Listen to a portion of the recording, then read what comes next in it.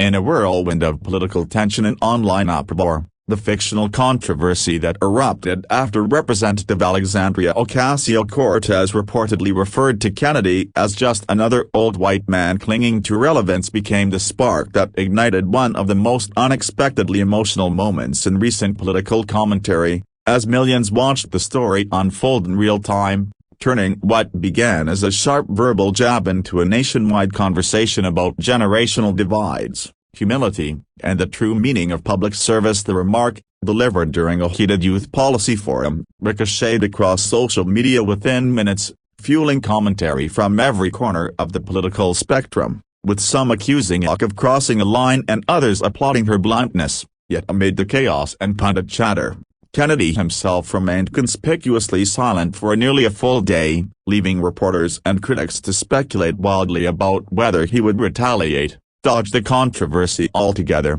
or default to the familiar rut of partisan counterattacks. But when he finally broke the silence with a calm, unedited porchside video posted early the next morning, his response not only caught the country off guard but struck an emotional chord few saw coming. Seated in a modest wooden chair on his back porch, with dawnlight spilling between the slats of an old fence behind him, Kennedy began not with outrage or accusation but with an unexpected admission of, "If the worst thing someone can call me is an old white man, then I've lived a life of privilege." And from there he unfolded a deeply personal reflection on the tensions between age and youth, experience and idealism, tradition and disruption, speaking candidly about the storms he had lived through, the mistakes his own generation had made, and the hopes he carried for those rising to replace them, reminding viewers that while age can create distance, it can also illuminate paths that younger voices have not yet traveled. He didn't deny the frustration of being reduced to a stereotype,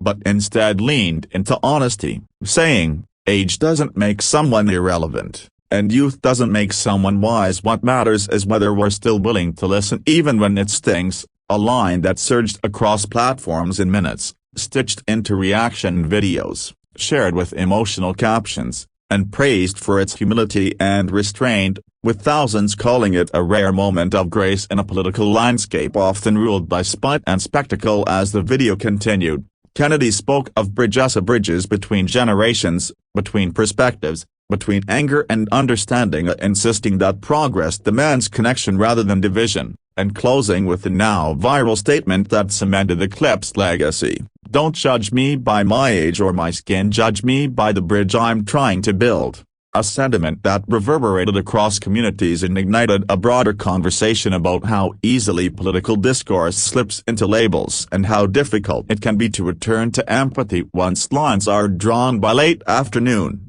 the video had climbed to the top of trending lists, overshadowing even the original controversy, and the overwhelming response put pressure on Ock to address her comment, which she did with a surprisingly introspective statement acknowledging that frustration had gotten the better of her, that emotions often run high in moments of political urgency, and that while she stood by her passion, she could see how her words had struck deeper than intended, offering a recognition that generational tension is real and complex but also surmountable when approached with candor rather than defensiveness. The fictional storyline gathered even more emotional resonance when the two were later seen speaking privately during a break in a committee session. A brief exchange that, though lacking audio, showed Kennedy offering a nod and Ock responding with what appeared to be a genuine smile, a moment that commentators interpreted as an unspoken acknowledgement of mutual respect despite ideological rifts. Analysts across networks seized the moment as an example of how conflict,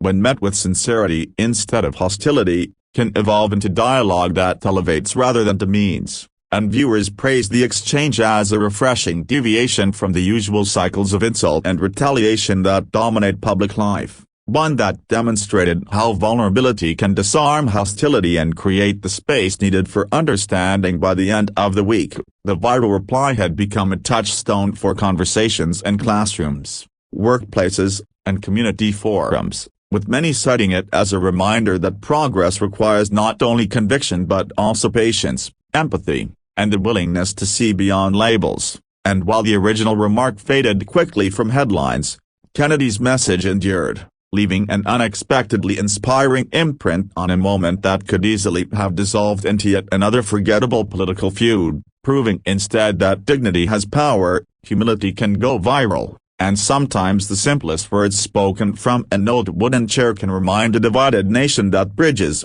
once built, can carry us far beyond the limits of age, identity, or ideology.